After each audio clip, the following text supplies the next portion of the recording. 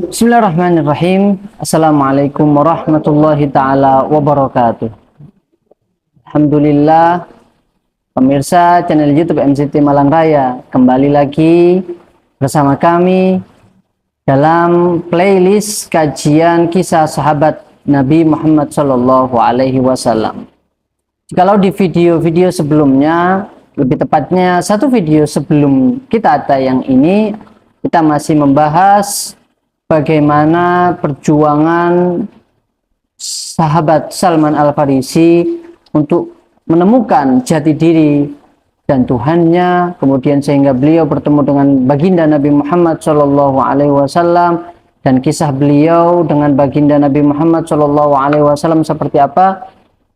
Pada video terakhir dalam pembahasan Sayyidina Salman Al-Farisi ini, kita akan sedikit mengungkap kilas balik bahwasanya Sayyidina Salman Al-Farisi, kita ingat dulu pertama bahwasanya beliau adalah salah satu anak dari orang terpandang dan orang kaya yang hidup di negara Persia ataupun Iran, lebih tepatnya di kota Isfahan.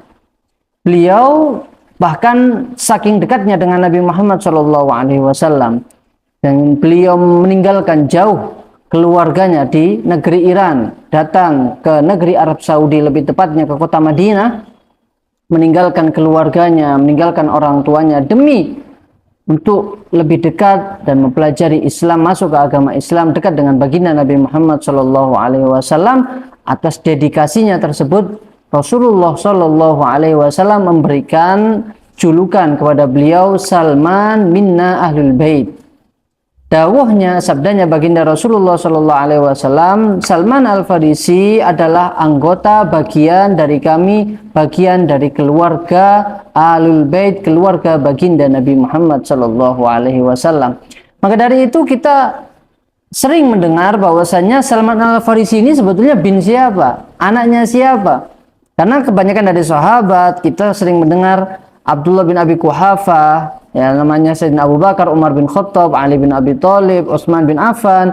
Ketika nama-nama sahabat itu disebutkan dengan nama ayahnya, tapi Sayyidina Salman Al-Farisi tidak begitu. Maka oleh para sahabat dan oleh langsung lesan baginda Nabi Muhammad SAW disebutkan, diberikan julukan Salman ibn Islam, Salman bin ataupun putra dari agama Islam, karena perjuangannya untuk mencari agama Islam.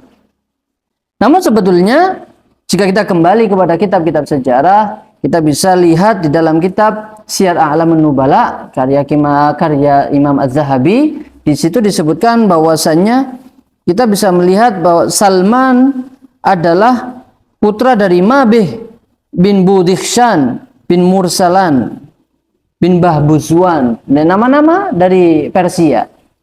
Jadi sebetulnya Salman adalah memiliki nama lengkap Salman bin Mabih bin Budikhshan. Julukan Al-Farisi ini adalah beliau karena berasal dari negeri Faris, yaitu Persia. Setelah itu, setelah beliau hidup bersama Kanjeng Nabi Muhammad SAW, terbebas dari belenggu perbudakan yang dibantu langsung oleh tangan baginda Nabi Muhammad SAW, beliau mengatakan, aku tidak pernah terlewatkan untuk selalu ikut perang bersama baginda Rasulullah SAW, terutamanya yang ditulis dengan tinta emas dalam pena sejarah, bahwasanya beliau memiliki peran ataupun andil yang sangat luar biasa dalam peperangan Khandaq, yaitu peperangan di mana umat Islam dikepung oleh kaum Yahudi yang dari luar kota Madinah, yang bersatu dengan kaum kafir Quraisy yang datang dari kota Makkah dan sekitarnya, juga dibantu oleh internal masyarakat Madinah, yaitu yang disebut dengan Bani Quraidah, yang jumlahnya bahkan 10 kali lipat lebih dari jumlah umat muslim yang saat itu ada di kota Madinah. Maka menghadapi situasi yang mencengangkan, membingungkan, bahkan mencekam ini, yang mana jumlah umat muslim saat itu jauh lebih sedikit daripada jumlah pasukan kafir Quraisy tunggangan Yahudi internal dalam Madinah dan luar Madinah yang bergabung, berkolaborasi, bersekutu dengan kafir Quraisy yang datang dari kota Mekah dan sekitarnya. Mereka merencanakan untuk menghabisi, membumi hanguskan kota Madinah. Di saat-saat genting tersebut, para sahabat dan Rasulullah Shallallahu Alaihi Wasallam bermusyawarah, berunding bagaimana, apa strategi yang harus dihadapi untuk menghadapi serbuan kaum kafir ini. Sehingga setelah banyak masukan, banyak saran dan suasana yang sangat menegangkan ini, muncullah Sayyidina Salman Al-Farisi dengan pendapatnya yang mana beliau dapatkan saat beliau mendapatkan pendidikan di negeri Persia, yaitu beliau memberikan saran kepada para sahabat dan memberikan masukan kepada baginda Nabi Muhammad SAW agar kota Madinah, di mana mereka kafir Quraisy bersiap untuk menyerang, digalilah parit.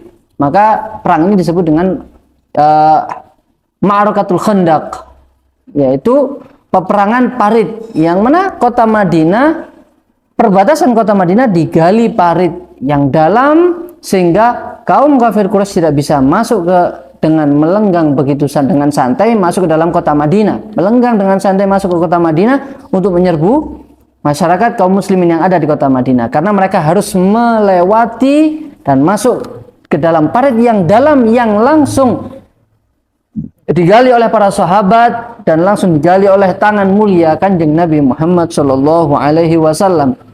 Sehingga tatkala ketika mereka mencoba untuk masuk ke kota Madinah, tetapi harus turun ke dalam parit, ketika mereka mencoba naik sudah dihabisi, langsung diserang oleh kaum muslimin yang sudah siap standby di perbatasan parit yang satunya. Karena parit ini dalam dan lebar. Kita akan membahasnya dengan detail, insya Allah dengan lebih lengkap, bagaimana apa saja kejadian-kejadian yang terjadi di peperangan Khandaq. Tetapi yang istimewa dari peperangan ini adalah ide ini yang sama sekali tidak pernah terlintas dalam pemikiran para sahabat yang hidup di negeri Arab. Dan beliau, Sayyidina Salman Al-Farisi, mendapatkan ini adalah strategi perang yang dilakukan oleh kaum Persia. Dan itu ditularkan dan disebarkan, diajarkan kepada kaum muslimin yang hidup di kota Madinah saat itu. Itulah salah satu keistimewaan daripada Sayyidina Salman Al-Farisi. Dan juga disebutkan di dalam kitab Syiar A'lamin Nubala beberapa fadail, keistimewaan daripada sahabat Salman Al-Farisi adalah beliau adalah laki-laki atau manusia pertama yang masuk Islam dari negeri Persia, yang kelak dikabarkan oleh baginda Nabi Muhammad SAW menjadi kaum muslimin seluruhnya. Juga beliau adalah salah satu seseorang yang sangat dicintai oleh baginda Nabi Muhammad SAW, seperti yang kita bahas tadi, sehingga Sayyidina Salman dikatakan oleh Rasulullah, Salmanu minna ahlal bait, Salman bagian dari keluargaku. Salman adalah termasuk dari ahlul bait, dari keluarga baginda Nabi Muhammad SAW. Sebagai ganti bahwa karena beliau telah meninggalkan keluarganya, beliau tidak memiliki keluarga, sehingga Rasulullah dan keluarganya lah yang menjadi keluarga daripada Sayyidina Salman Al-Farisi. Dan juga Sayyidina Salman Al-Farisi dipersaudarakan, karena kita dalam sirah, dalam sejarah, dalam kisah Nabi, ketika Rasulullah hijrah ke kota Madinah dan bersama kaum muhajirin dari kota Mekah dan disambut oleh kaum Ansor, yaitu mereka orang-orang yang tinggal di kota Madinah, mereka dipersaudarakan, diikat dalam ikatan persaudaraan langsung lewat lesan baginda Nabi Muhammad SAW. Dan salah satunya adalah Sayyidina Salman Al-Farisi dipersaudarakan karena akho bainahu wa baina Abi Darda. Ada salah satu sahabat yang bernama Abi Darda. Maka suatu saat Sayyidina Salman Al-Farisi ini menemui bertemu dengan istri daripada Sayyidina Abu Darda. Istrinya dalam keadaan murung, sedih, dan dengan pakaian yang tidak terlalu diperhatikan, sudah lusuh pakaiannya. Kemudian ditanya oleh Sayyidina Salman ini, "Ma biki, apa yang terjadi dengan engkau wahai istri dari Abu Darda? Apa yang terjadi dengan engkau? Apa yang terjadi sehingga engkau tampak murung sedih seperti ini? Beliau peduli karena ini adalah istri dari saudaranya. Selanjutnya istri daripada Abu Darda ini mengatakan, aku saudara Abu Darda, laisa lahu hajatun fid dunya. Dia sama sekali tidak butuh kepada dunia sehingga dia tidak memperhatikanku. Dia tidak punya perbekalan ataupun harta benda yang bisa diberikan kepadaku.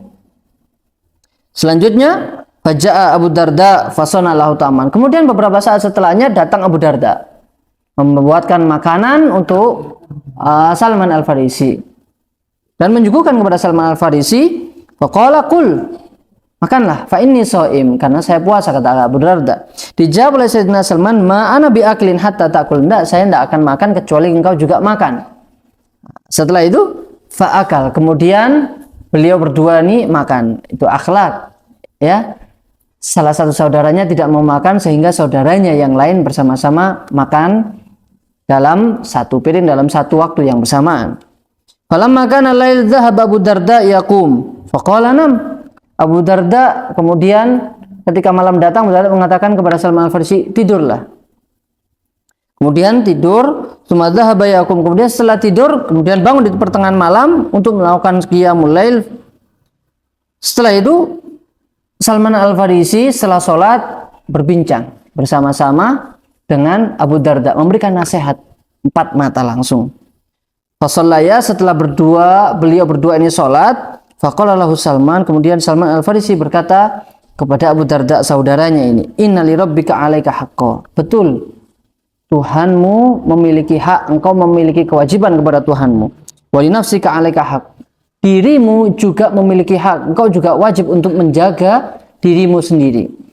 Wa li ahlika 'alaika haq, dan keluargamu juga memiliki hak perhatian darimu, dan engkau pun juga wajib untuk memperhatikan keluargamu.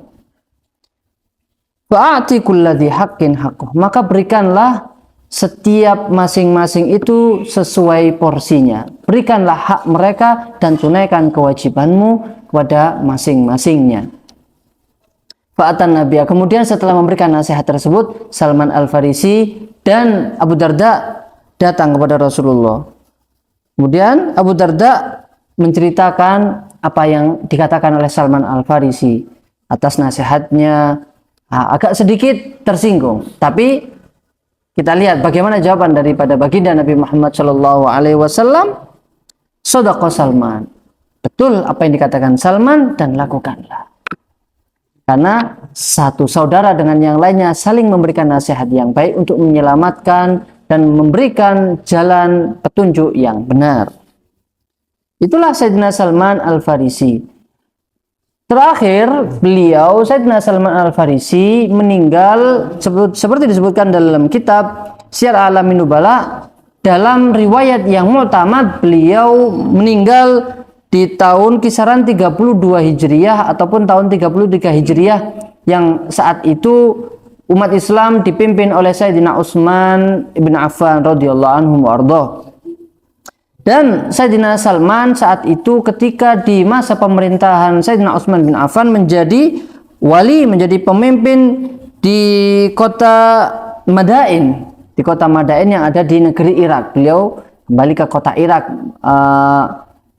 bernostalgia kembali ke kota Irak yang mana dulu beliau pernah berguru dengan guru-gurunya yang dari agama Nasara yang pernah di kota Mosul dan juga pernah di kota sekitar Mosul dan sekitar Baghdad. Nah, itu kembali beliau ke kota Madain yang berada di negeri Irak. Dan kita juga pernah mungkin mendengar cerita bahwasanya usia daripada Salman Al-Farisi mencapai 250 tahun ataupun bahkan 300 tahun. Ya, memang redaksi tersebut, riwayat tersebut disebutkan di dalam kitab Tarikh Al-Kabir. Tetapi menurut pendapat ulama yang mu'tamad di dalam kitab Usdul Ghabah, juga di dalam kitab Al-Isabah, bahwasanya riwayat tersebut datang dari Al-Bahrani yang kekuatan redaksi riwayatnya tidak begitu kuat, sehingga riwayat tersebut tidak terlalu bisa dipertanggungjawabkan. Namun yang mu'tamad seperti disebutkan di dalam kitab Usdul Ghabah, bahwasanya beliau memiliki usia yang lebih dari 80 tahun, yang mana saat itu Sayyidina Abdullah bin Abbas mengunjungi Sayyidina Salman Al-Farisi saat beliau sakit. Kemudian saat itu Sayyidina Ibnu Abbas mengatakan bahwasanya apa yang ingin kau lakukan di saat engkau sudah mencapai usia 80 tahun ini. Namun disebutkan dalam kitab Syiar A'lamin Nubala usia beliau adalah sekitar 120 tahun lebih, karena beliau mengatakan bahwasanya 60 tahun dihabiskan dalam masa jahiliyah dan 60 tahun dihabiskan untuk bersama mengabdi kepada Kanjeng Nabi Muhammad Sallallahu Alaihi Wasallam. Itulah kisah daripada Sayyidina Salman Al-Farisi. Mudah-mudahan kita bisa meniru dan meneladani, mencontoh sikap beliau, bagaimana perjuangannya untuk menegakkan agama Islam, memperjuangkan Islam, hidup bersama baginda Nabi Muhammad SAW, perjuangan beliau untuk mencari kebenaran dan jati diri beliau ketika hidup bersama dengan sahabat-sahabat yang lainnya. Dan mudah-mudahan kita semuanya diberikan kemudahan, taufik dan inayah oleh Allah Subhanahu wa taala untuk senantiasa mencontoh orang-orang baik, mencontoh ahlul khair, dan kita bisa melakukan kebaikan tersebut. Wallahu musta'an alaihi tuklan. Assalamualaikum warahmatullahi wabarakatuh.